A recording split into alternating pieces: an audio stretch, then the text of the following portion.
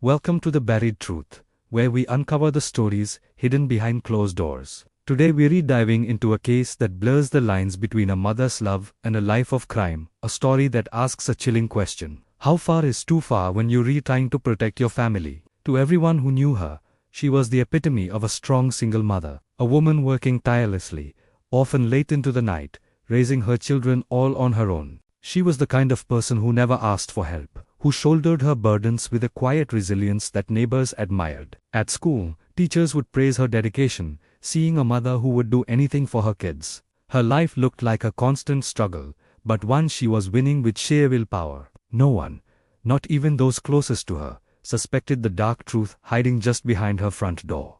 Behind that door, the reality was far more desperate than anyone could imagine.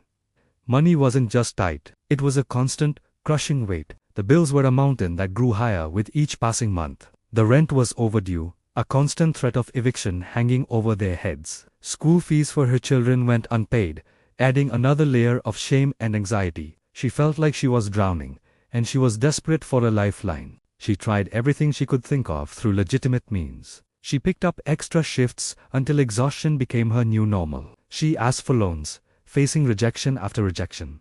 She called in favors, but goodwill can only stretch so far. It's in these moments of pure desperation that a dangerous voice can begin to whisper in your ear. It offers easy solutions to impossible problems. And for her, it started small, almost innocently. It began with a simple request.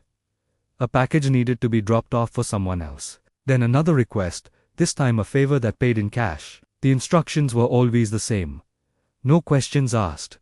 It was quick money, and it was a relief. She told herself it was just a temporary solution, a short-term fix to get them back on their feet. Just until things get better, she would repeat to herself a mantra to soothe her conscience. But she was stepping onto a slippery slope, and she didn't realize that crime never stays small. It has a way of growing, of consuming everything it touches. Soon, the small favors escalated. Strangers started showing up at her house at odd hours of the night. Her phone would ring at all times. The conversations hushed and urgent. The sense of normalcy she fought so hard to maintain was beginning to fracture. Her children, who were her entire world, started to notice the changes. They saw the strange visitors and heard the late-night calls. But they were kids, and they trusted their mum. When they asked questions, her answers were always quoted in the language of love and protection. She would look them in the eyes and use the words that every child wants to believe. "I'm doing this for you," she'd say. "This is to protect our family."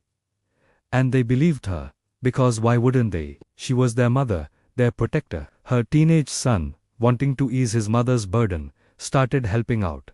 He'd carry boxes or run errands without ever knowing what was really going on.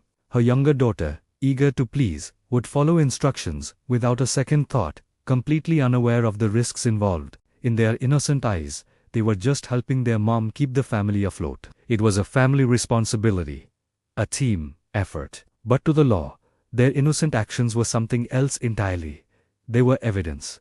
Their home was no longer just a home. It was becoming the hub of a criminal operation. Everything changed with a single anonymous tip. Someone, somewhere, had seen enough to be suspicious. The police began to take an interest in the quiet suburban house. Unmarked cars started parking down the street, their occupants watching and waiting. A quiet surveillance operation was underway. The officers documented the comings and goings, the late-night visitors, the unusual patterns. They were piecing together a puzzle, and the image that emerged was far from the picture of a simple, hard-working mother. They were building a case, and it was only a matter of time. Then came the night that would shatter their world forever. The quiet street was suddenly flooded with flashing red and blue lights, the piercing wail of sirens breaking the silence. Her children stood frozen, watching in terror as police officers swarmed their front lawn and pounded on the door. Inside, the raid was swift and professional. Officers moved through the house, their search uncovering the secrets she had tried so hard to hide.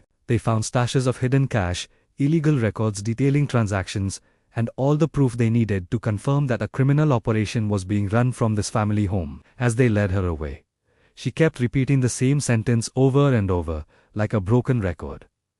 "I did it for my children. I did it all for my children." But the law is a cold, impartial force. It doesn't listen to intentions. It only looks at actions. The sound of the handcuffs clicking shut was the sound of her world collapsing. Her children cried, but their tears weren't just from the fear of seeing police in their home. They were crying because the image of their mother, their hero and protector, had been shattered into a million pieces right before their eyes. In that moment, she wasn't just arrested. She was exposed. The woman they thought they knew was gone. In court, the truth was laid bare for all to see. The evidence was undeniable. This was a story of a mother who, driven by desperation, had crossed a line she could never uncross, and in her attempt to provide for her family, she had ended up endangering them in ways she never imagined. The price for her actions would be paid not just by her, but by her entire family. The very children she claimed to be protecting were now the primary victims of her choices. Today, she is serving her time behind bars. The strong, dedicated mother is now an inmate, her life defined by the crime she committed. Her children are living with the aftermath, navigating a world filled with questions that may never have answers. Why did she do it? Did she really love them? Was it all a lie? This case sent shockwaves across the nation because it revealed a painful and uncomfortable truth. Love, no matter how powerful, cannot be used to excuse crime. And crime, no matter the justification, never protects a family. It only destroys it from the inside out. The tragic moral of this story is that when crime is justified as an act of love, the damage it causes reaches the very hearts it claims to protect, leaving behind a legacy of pain and betrayal. Thank you for joining us on The Buried Truth. If you found this story compelling, please like, subscribe, and hit that notification bell so you don't miss our next investigation into the shadows of the human experience. We'll see you next time.